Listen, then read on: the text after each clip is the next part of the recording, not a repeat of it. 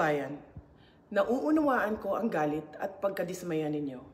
Nauunawaan ko ang galit ng taong bayan sapagkat sa nakalipas na ilang buwan, bago pa man sumabog ang issue sa flood control, madalas na akong nakikipag-usap at nakikinig sa mga hinaing ng ating mga kababayang overseas Filipinos ukol sa transparency, accountability, peace, at security.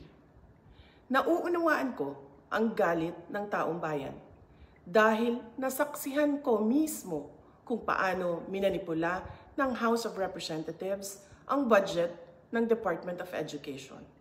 Sa halip na sundin ang listahan ng DepEd upang matugunan ang malalang kakulangan sa classrooms, misulang ginawang pork barrel ang pondong nakalaan para sa kabataang Pilipino at pinaghati-hatian ng mga kongresistang malapit sa mga makapangyarihan.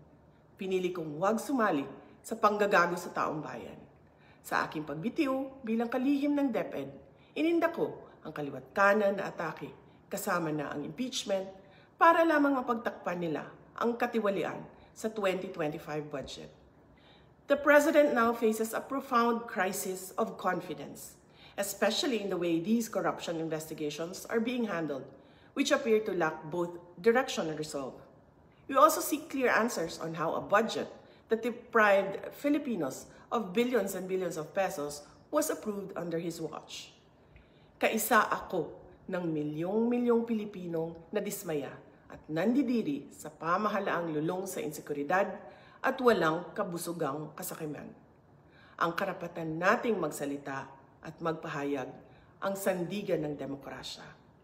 Dapat itong pakinggan ng pamahalaan, hindi para isang tabi at baliwalain lamang.